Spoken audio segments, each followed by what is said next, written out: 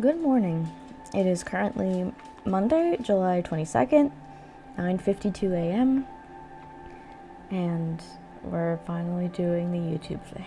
I was talking with a friend recently, my friend David, you know who you are, love you. And he was like, girl, you just gotta try it.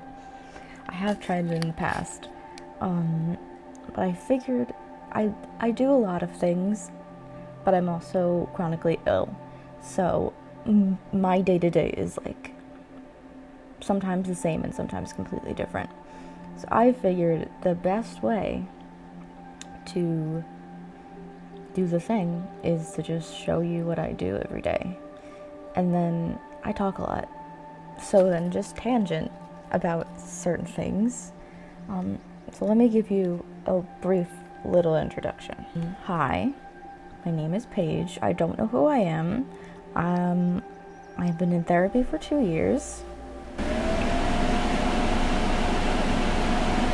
I'm a college student at Berklee College of Music in Boston, but I live in New York. My life has been an endless struggle with mental health.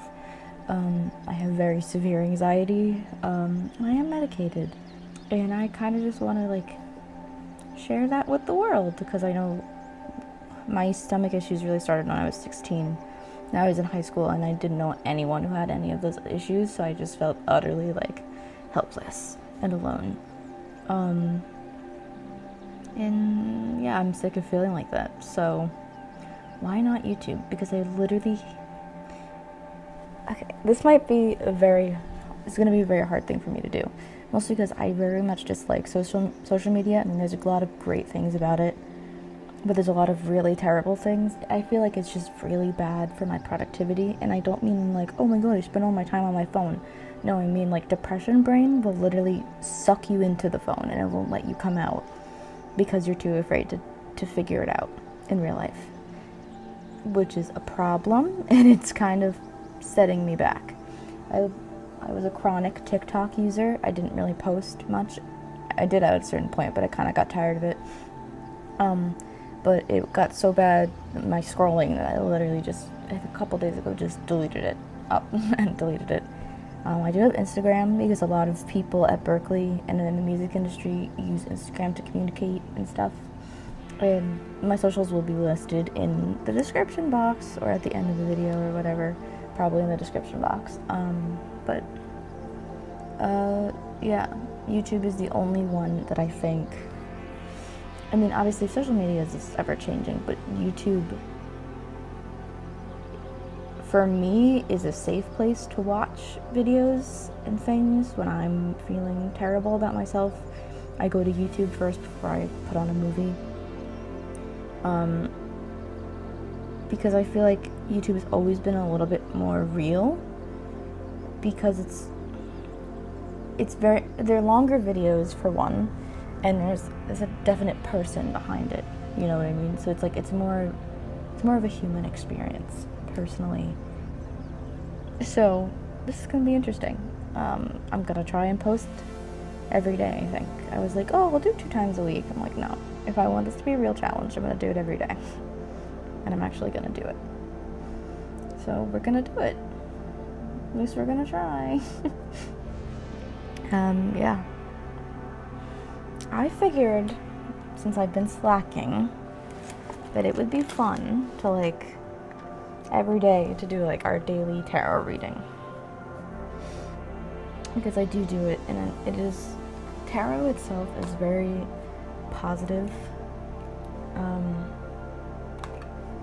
It's not meant to tear you down or tell you you're gonna die. It's you're going through something, or you've gone through something, and now you can celebrate it and figure out what to do next. It's open-ended for a reason, and I think people discredit it as that, with astrology and things. It's it's not, because it's not scientific, it's not helpful, but that's exactly the point. I do have a system. Hold on, I will show you. I have to write it all down. I write it all down. It's also my therapy journal, which I don't really use anymore. last time I got 4 days before I stopped doing it every day. So we're gonna do better, you know? Basically, I have 2 decks. This is a pretty deck. It's all Jane Austen stuff. And I usually pick one to be like my summary card of the day. I'll show you what I mean. And they're not like traditional tarot cards, so they're a lot more simple because they're also playing cards. So like, I suck at shuffling, so if they go everywhere, that's not my fault. That's just my coordination. Okay, see, I got one. The Sun. And then it comes with a little booklet. And for this one, the upside and the reverse side don't matter, but for normal tarot, they do. And they have like a little quote or like a little like description, which is why I think it's fun to pull these. So like 9 of clubs, the Sun, is positivity. See?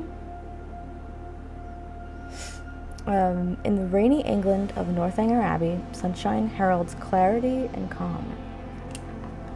And that's that with this deck. I know. I'm not going to be shuffling the other ones because they're tiny, and I make a mess of them every time I do. And then I don't know what counts and what doesn't because I don't want to do it correctly. So these are cute little decks. I got them at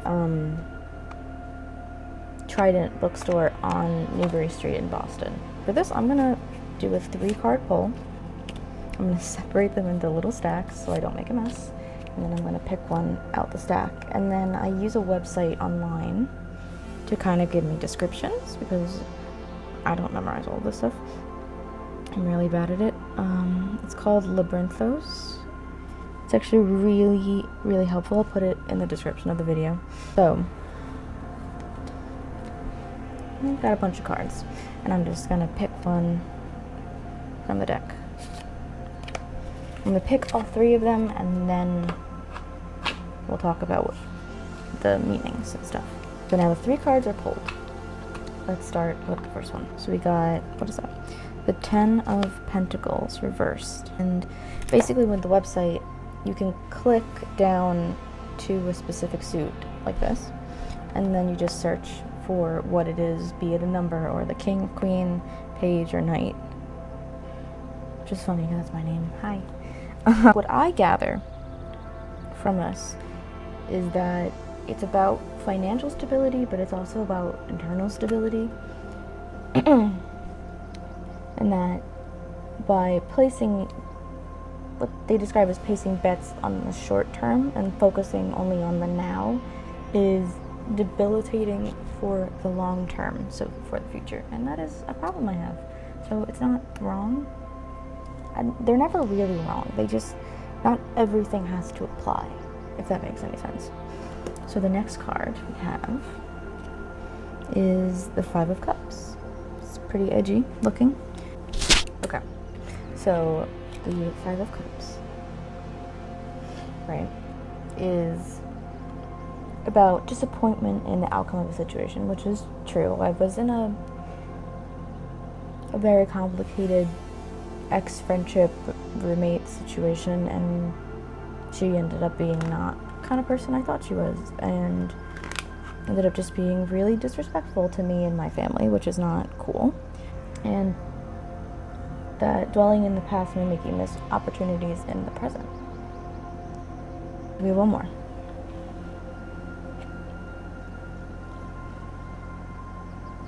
I don't know if I'm gonna get flagged for this. Okay. It's it's the Devil.